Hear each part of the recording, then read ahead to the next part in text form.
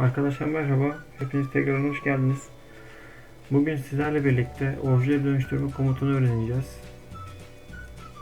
Hemen çizim düzlüğümü açıyorum. Obje dönüştür komutu farklı bir düzlemde çalışırken aynı çizime ihtiyaç duyduysak obje dönüştür komutunu kullanabiliriz.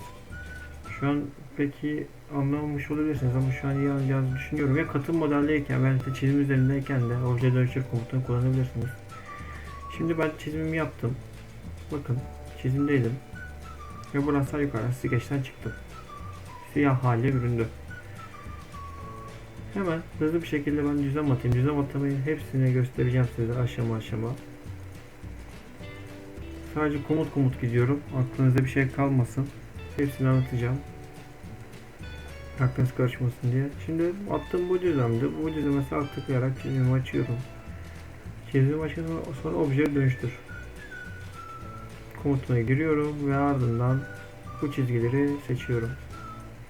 Bakın arkadaşlar, demek istediğim buydu. Yani çizim düzlemindeyken başka bir çizim, yani şu düzlem bu çizime aynı şekilde burada ihtiyaç duyuyorsak başka düzlemde objeyi dönüştür komutunu kullanarak birebir biz bu çizimi oradan sağlayabiliriz. Sıfıra çizmeye gerek yok.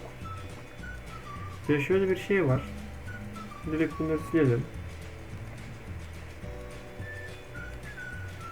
Çizime tekrardan çizimi düzenle diyorum. Bunların hepsini açacağım. Çizime nasıl, yani çizim yapıldıktan sonra skeçten çıktıktan sonra çizime nasıl girilme vesaire, düzenleme hepsini göstereceğim. Sadece şu an şurada çizim komutlarını tek tek anlatmak istiyorum size. Çizim yaparken katı modellemeye geçmeden hepsi bize lazım olacak. Ardından çizim örnekleri yaparken zaten çizime nasıl girilir, nasıl çıkılır, yapılan çizim onardıktan sonra nasıl geri düzenlenir, hepsini örnekler üzerinde göreceğiz. Yani hiç aklınıza sıkıntı kalmasın, soru işareti kalmasın. Şimdi hemen bunu ben katı oluşturuyorum. Bu arada tekrardan söylüyorum, katı oluşturma komutunu özellikle anlatacağım.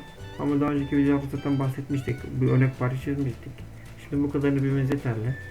Şimdi bakın arkadaşlar, ben buraya yeni bir katı oluşturdum. Ve tekrardan aslında düzlem istemeseydim olurdu. Hemen şuraya bir çizim açıyorum. Bu çizime şuraya şöyle bir tane delik, çapı vesaire önemli değil. Buradan tümünden kes diyorum.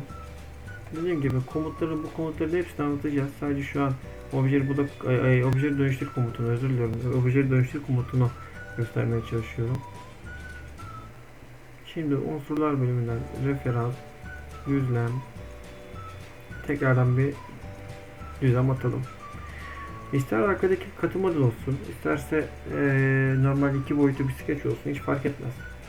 Ben tekrardan çizime girdiğim zaman buraya çizimimi açtım. Objeyi dönüştür komutuna girdim. Burada ne istiyorsam, bakın yüzeyi seçersem otomatik olarak yüzeyi de atar.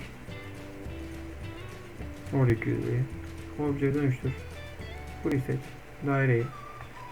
Bakın arkadaşlar, birebir aynı şekilde obje dönüştürme komutum buyuruyor. Yani ister skeçte olsun, ister katı model üstünde olan çizim olsun, başka bir düzleme aktarmaya yarayan bir komuttur obje dönüştür. Güzel bir komuttur, işimize yarayacak bir komuttur.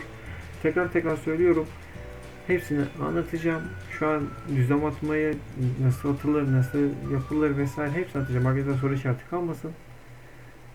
Komut giriyorum aklınızı karıştırmamak için. Anlatabileceğim en şekilde, en basit şekilde anlatmaya sizlere çalışıyorum. Zaten eğitimimizin temel seviye olmak üzere planladım. Umarım yararlı videolar olur. Güzel bir şeyler ortaya çıkar. Hepinize teşekkür ediyorum.